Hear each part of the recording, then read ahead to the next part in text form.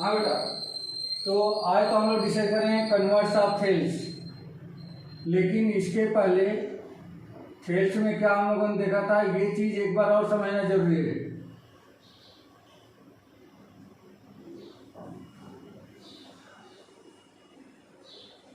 Thales में हम लोगों ने ये देखा था कि यदि किसी ट्रायंगल के, मान लो कि कोई एक ट्रायंगल है, इस ट्रायंगल के किसी भी एक साइड के पैरेलल, किसी भी एक साइड के पैरेलल यदि कोई एक लाइन खींची जाए, तो यह लाइन अगर ये इसके पैरेलल है तो यह लाइन रिमेनिंग टू साइड्स यानी कि ए बी और ए सी को इक्वल रेशियो में डिवाइड करती है। यही थेल्स था। If a line drawn parallel to any one side of a triangle, then that line will be divide remaining two sides in the same ratio or proportion. This statement was the thales. अब इसी का just उल्टा हम लोगों को यहाँ पे करना है। उल्टे में क्या करना है, यहाँ पे उल्टे में ये करना है कि यदि कोई लाइन किसी ट्रायंगल की दो साइड को इक्वल रेशियो में डिवाइड करती है तो वह लाइन उसी ट्रायंगल की थर्ड साइड के पैरेलल होगी। यही हमारा कन्वर्स ऑफ थेल्स है और इसी को हमें वेरीफाई करना है। ठीक है बेटा, इसी को हम लोगों को इसमें प्रूफ करना है।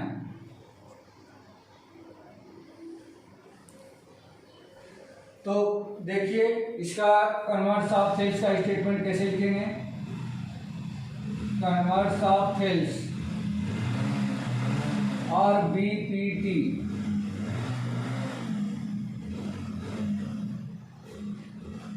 if a line divides to the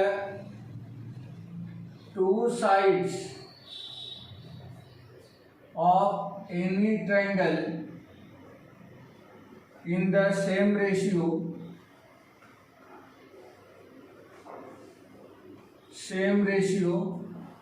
or proportion, then that line will be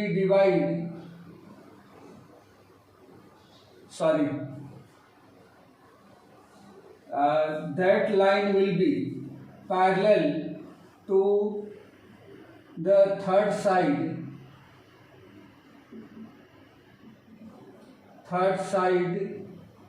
of that triangle। कहने का मतलब ये है, if a line divides to the two sides of any triangle in the same ratio or proportion, then that line will be parallel to the third side of that triangle। किसी triangle में एक line triangle की किसी भी दो side को equal ratio में divide करती है तो वह लाइन उसी ट्रायंगल की थर्ड साइड के क्या होगी, पैरेलल होगी। यही statement of the converse of Thales है। अब इसमें गिवन क्या है, तो इसमें गिवन वही बनेगा कि ये जो लाइन है ये डी वह रिमेनिंग टू साइड्स यानी कि ए बी और ए सी को इक्वल रेशियो में डिवाइड कर रही है। तो कैसे डिवाइड कर रही है, ए डी अपान में D B equal to A E अपान में सी, ये रेशियो में डिवाइड कर रही है। तब क्या हमें प्रूव करना है, to prove D parallel B C, ये हमें प्रूव करके बताना है। मीन्स जो थेल्स थ्योरम में जो यहाँ पे गिवन था उसको हमें प्रूव करके बताना है और जो प्रूव करना था वही हमारा यहाँ पे गिवन हो गया है। ठीक है बेटा, क्लियर हो गया।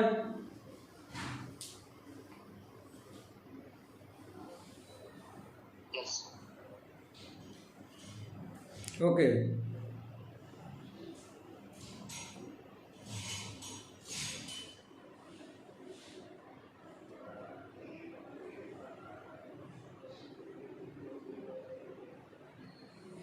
हाँ, अब इसमें एक छोटा सा कंस्ट्रक्शन करेंगे बेटा। इसमें एक कंस्ट्रक्शन करना पड़ेगा। कंस्ट्रक्शन, इसमें कंस्ट्रक्शन करते समय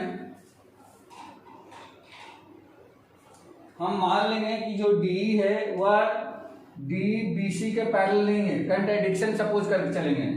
मान लेते हैं कि डी बी सी के पैरेलल नहीं है, यहाँ से मैंने एक दूसरी लाइन डी एफ खींचा और उसको हमने माना कि डी एफ जो है वह बी सी के पैरेलल है, ये हमने सपोज किया है। यहाँ कंस्ट्रक्शन में लिखेंगे let D not parallel to B C, हमने मान लिया कि डी बी सी के पैरेलल नहीं है। Draw D F parallel B C, अलग से मैंने डी एफ को बी सी के पैरेलल बनाया, डी एफ को बी सी के पैरेलल बनाया।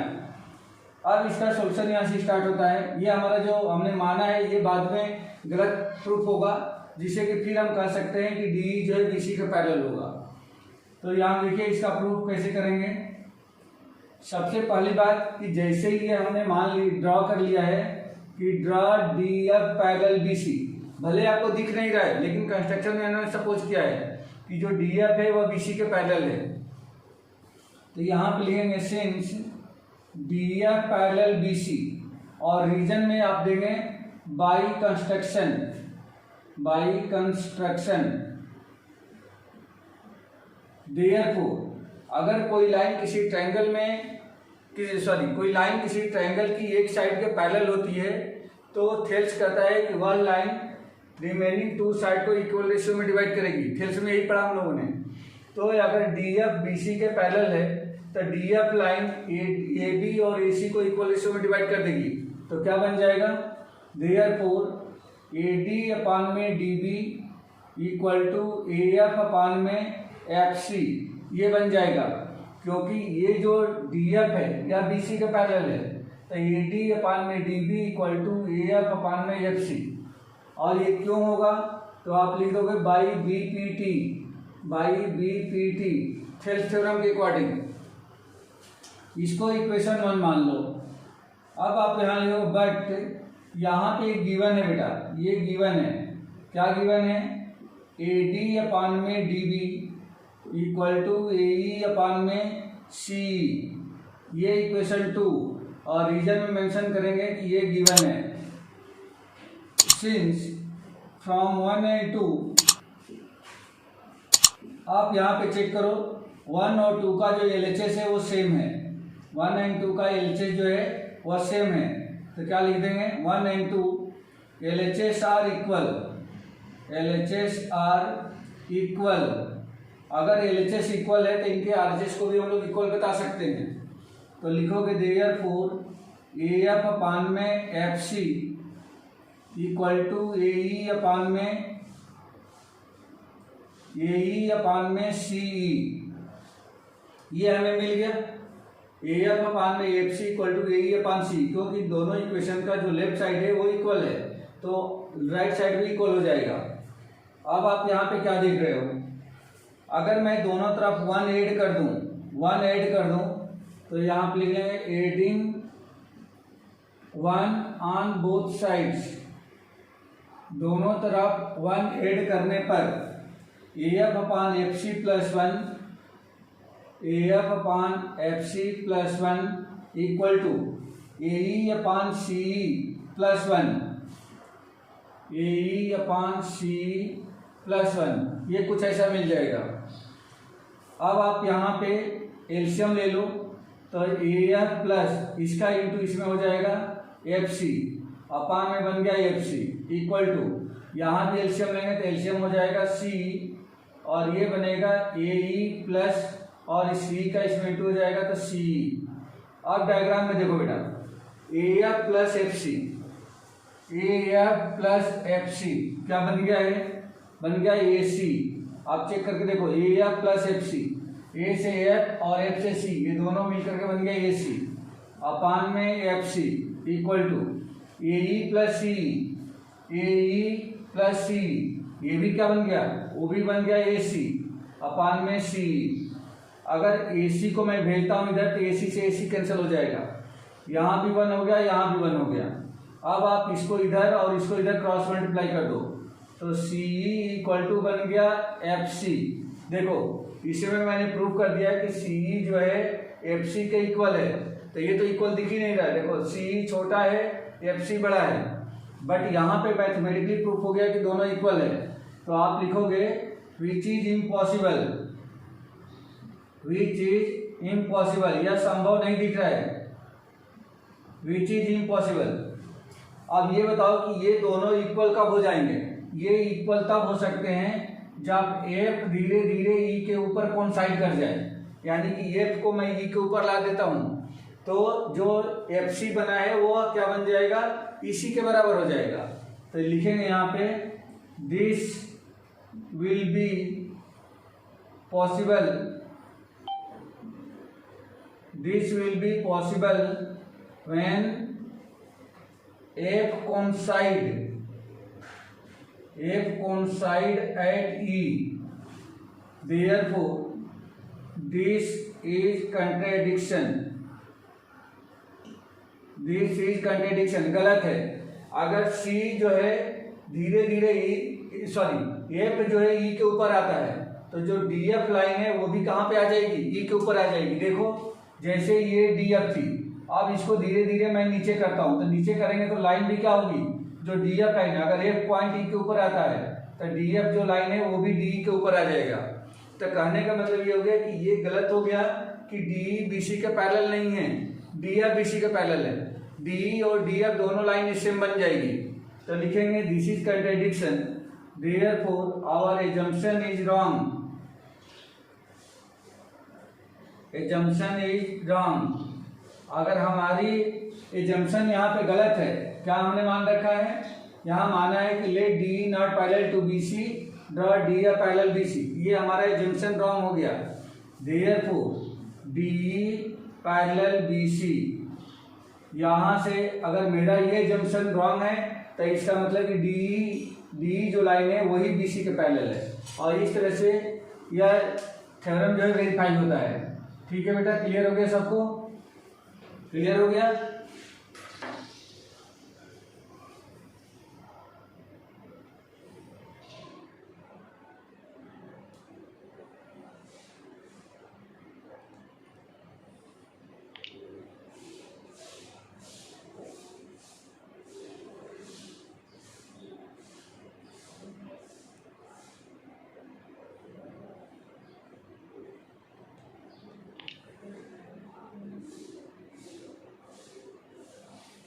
ओके, तो इस टॉपिक में मतलब एक्सरसाइज 6.2 के लिए ये दो थ्योरम काफ़ी इंपॉर्टेंट थी। अब हम लोग एक्सरसाइज स्टार्ट करेंगे इसका 6.2।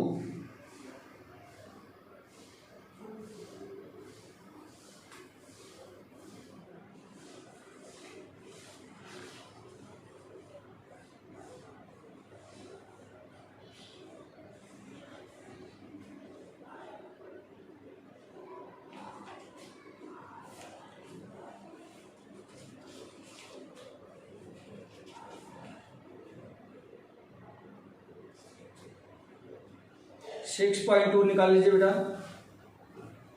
एक्सरसाइज 6.2।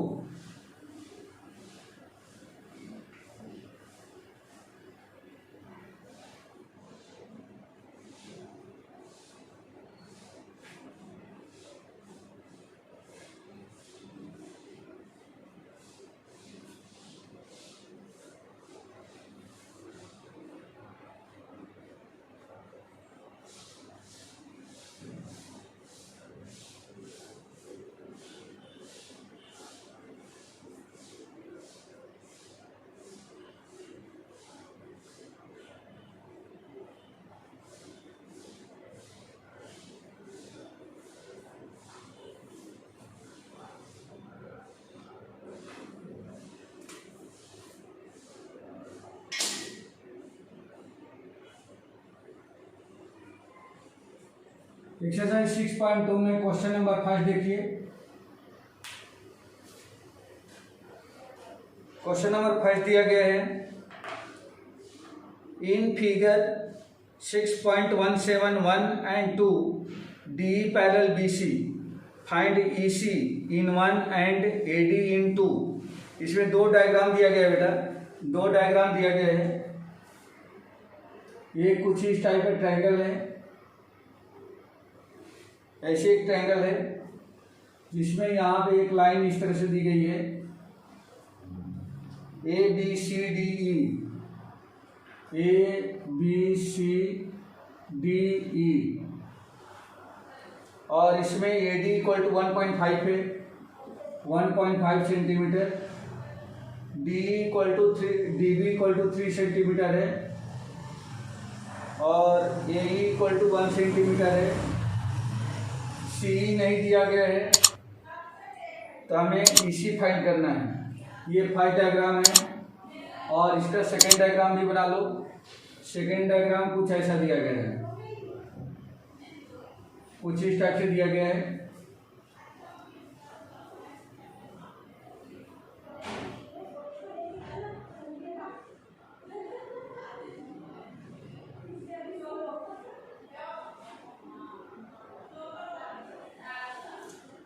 ये भी ए बी सी के ही नाम से है, A B C D E, और इसमें ए डी नहीं पता है, डी बी है 7.2 सेंटीमीटर, 7.2 सेंटीमीटर, ए ही पता है 1.8 सेंटीमीटर, 1.8 सेंटीमीटर, एंड सी पता है 5.4 सेंटीमीटर, 5.4 सेंटीमीटर। ये आपका सेकेंड डायग्राम है। पहले में हम लोगों को सी फाइंड करना है और दूसरे में ए डी फाइंड करना है। गिवन है दोनों ही सिचुएशन में डी और डी या डी पैरेलल बी सी है, इसमें ये लाइन भी इसके पैरेलल है, इसमें ये लाइन भी इसके पैरेलल है, दोनों सिचुएशन में। और हमें फाइंड करना है, फाइंड फर्स्ट में सी ई या ई सी, और सेकेंड में फाइंड करना है ए डी। ये दो चीज़ें फाइंड करके बतानी है। तो देखो क्वेश्चन में कुछ भी नहीं है, बहुत सिंपल है। इसमें थेल्स थ्योरम अप्लाई हो जाएगा, इसमें थेल्स थ्योरम हम लोग अप्लाई कर लेंगे, क्योंकि ऑलरेडी दे रखा है कि एक लाइन है जो किसी इस ट्रायंगल की एक साइड के पैरेलल है।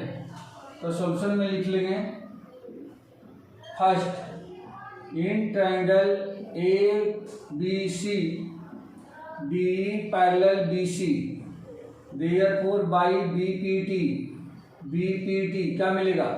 अगर डी बी सी के पैरेलल है तो डी लाइन ए बी और ए सी को इक्वल रेशियो में डिवाइड करेगी, तो ये हो जाएगा देयरफॉर ए डी अपान में D B equal to A E अपान में सी, ये हमें मिल जाएगा। अब ए डी इक्वल टू कितना है? तो A D equal to 1.5 upon में D B equal to 3 equal to A E equal to 1 upon में सी। तो हमें सी फाइंड करना है, सी को क्रॉस कर दो इधर, तो ये हो जाएगा 1.5 इंटू सी इक्वल टू 3 को इस साइड क्रॉस कर दो तो 3 into 1, therefore C E equal to 3 into 1 upon में 1.5। ये कुछ ऐसा बन जाएगा बेटा। आप 1.5 से 3 को काटोगे तो यहाँ पे नीचे डेसिमल लगाए, डेसिमल को हटा करके ऊपर 30 अपान में नीचे 15 कर दो, कैंसिल करोगे 2 सेंटीमीटर आ गया।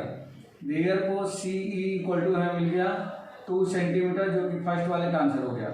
ठीक है बेटा, ये क्लियर हो गया? क्लियर हो गया ये?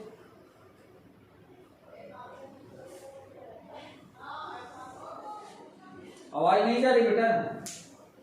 साउंड क्लियर नहीं हो रहा है क्या मेरा?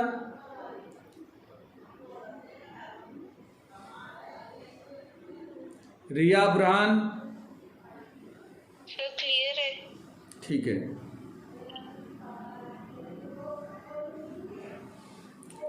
चलिए नेक्स्ट को देखिए। नेक्स्ट में भी सेम दिया गया है कि डी जो है बीसी के पैरेलल है, तो यहां भी लिख लेंगे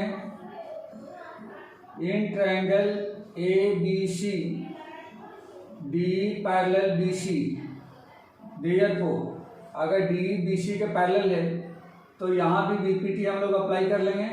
तो ए डी अपान में डी बी, ए डी अपान में D B equal to A E अपान में ई सी, ए ई अपान में ई सी। क्यों होगा? तो बाई बीपीटी आप मेंशन कर दोगे। अब यहाँ भी वैल्यू ट्रांसफर कर दो, तो ए डी के प्लेस पे ए डी अननोन है, DB equal to 7.2, AE equal to 1.8 and EC equal to 5.4, ये बन जाएगा। देयरफॉर AD इक्वल टू, इस 7.2 को क्रॉस मल्टीप्लाई कर दो तो ऊपर चला जाएगा, 1.8 इंटू 7.2 अपान में 5.4। देखो बेटा यहाँ पे ऊपर दोनों में मिलकर के डेसिमल के बाद 2 डिजिट है और नीचे जो है 1 डिजिट है, तो ये हो जाएगा, अगर डेसिमल हटाते हो तो 18 इंटू 72 अपान में 54 पे 1 जीरो बढ़ जाएगा, क्योंकि ऊपर 2 है नीचे 1 है, तो हम लोग 100 से मल्टीप्लाई करेंगे, 100 से मल्टीप्लाई करेंगे तो 1 जीरो इस पे आ जाएगा, ऊपर के दोनों डेसिमल रिमूव हो जाएंगे। अब 18 से कैंसिल कर दो, 18 3 जा 54 होता है और ये हो जाएगा 0।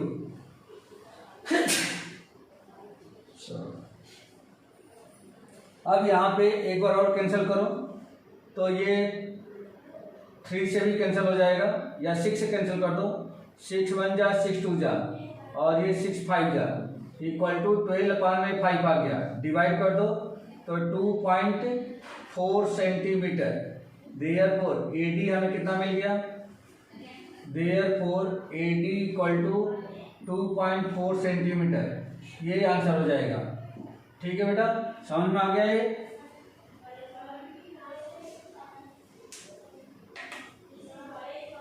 Yes sir. Okay,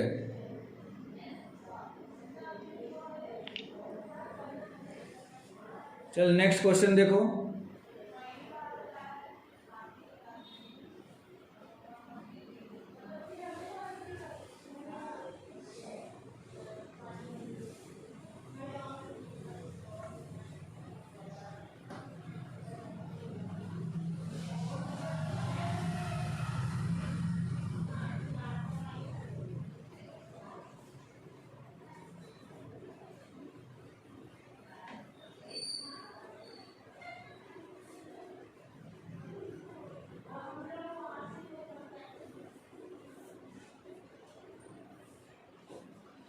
Question number 2.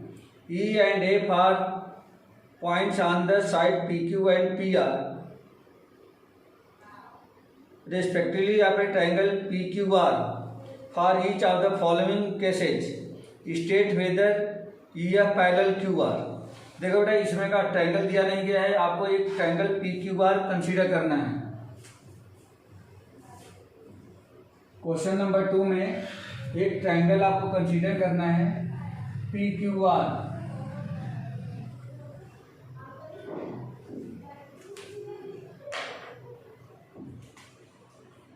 PQR एक ट्रायंगल है और इसमें 2 पॉइंट्स दिए गए हैं, E and F are the sides PQ and PR। E मान लो कि यहाँ पे E है और इधर F है, इन दोनों को इस तरह से ज्वाइन कर दिया गया है। अब यहाँ पे कुछ नीचे इंफॉर्मेशन दी गई है और उन इंफॉर्मेशन की हेल्प से हमें बताना है कि क्या EF जो है QR के पैरेलल है या नहीं है। ठीक है बेटा, तो इसमें कन्वर्स ऑफ थेल्स को हम लोग यूज करेंगे। पहले क्वेश्चन में दिया गया है, फर्स्ट में दिया गया है P equal to 3.9, P equal to 3.9 centimetre. दूसरा दे रखा है EQ equal to 3 centimetre, EQ equal to 3 centimetre. Third दे रखा है PF equal to 3.6 centimetre, PF equal to 3.6 centimetre. And FR दे रखा है 2.4 centimetre, FR equal to 2.4 centimetre. अब ये इंफॉर्मेशन बेटा यहाँ पे पुटअप कर दो एक बार, तो P इक्वल टू 3.9, P ये है, ये हो गया 3.9 सेंटीमीटर, EQ 3 सेंटीमीटर, ये हो गया 3 सेंटीमीटर। PF दे रखा है 3.6 सेंटीमीटर और FR दे रखा है 2.4 सेंटीमीटर। पूछा जा रहा है कि क्या EF जो है QR के इक्वल है, EF जो है QR के पैरेलल है या नहीं है। तो इसमें कन्वर्स ऑफ थेल्स हम लोग यूज करेंगे। ये तो V1 है बेटा, हमें प्रूव करना है या चेक करना है, चेक EF पैरेलल QR और नॉट, ये हमें प्रूव करके बताना है। देखिए सॉल्यूशन, सबसे पहले ये हम देखेंगे कि अगर ये लाइन इन दोनों साइड को इक्वल रेशियो में डिवाइड करती है, इक्वल रेशियो में डिवाइड करती है मीन्स PE अपान में EQ और PF अपान में FR, अगर ये दोनों इक्वल हो जाते हैं तब तो EF जो है QR के पैरेलल होगी, अदरवाइज पैरेलल नहीं होगी। तो देखिए पहले हम लोग निकाल लें PE अपान में EQ, सिंस PE अपान में EQ इक्वल टू, तो PE इक्वल टू कितना है 3.9 सेंटीमीटर और EQ इक्वल टू कितना है 3 सेंटीमीटर। अब इसको कैंसिल करेंगे तो ये आ जाएगा 1.3, PE अपान में EQ इक्वल टू 1.3। हमें रेशियो में यूनिट लिखने की जरूरत नहीं रहती है, यूनिट से यूनिट कट जाएगा, सेंटीमीटर अपान सेंटीमीटर ये यूनिट से यूनिट कट जाता है। अब दूसरा, अब इस साइड का देखते हैं बेटा, PF अपान में FR, PF अपान में FR, PF अपान में FR इक्वल टू ये मिलेगा 3.6 अपान में 2.4, डेसिमल से डेसिमल के हट जाएगा और 2 से डिवाइडेड 12 से डिवाइड कर दो बेटा, कुल मिलाकर 36 अपान में 24 होगा, 12 से कैंसिल कर दें तो 3 अपान में 2 आ जाएगा, और इसको अगर डिवाइड करते हो तो ये 1.5 आ जाएगा। अब आप यहाँ पे देख सकते हो कि ये 1.3 है, ये 1.5 है, ये दोनों इक्वल नहीं है। लिखोगे सिंस PE अपान में EQ not equal to PF upon में FR, यह दोनों इक्वल नहीं है, तो देयरफॉर अगर दोनों इक्वल नहीं है तो EF not parallel to QR, ये हो जाएगा therefore EF not parallel to QR क्यों होगा, तो by converse of Thales, converse of Thales से यह इक्वल नहीं होगा, कन्वर्स ऑफ थेल्स से ये दोनों लाइन पैरेलल नहीं होगी, EF और QR ये दोनों आपस में पैरेलल नहीं होगी। ठीक है बेटा, क्वेश्चन समझ में आ गया है?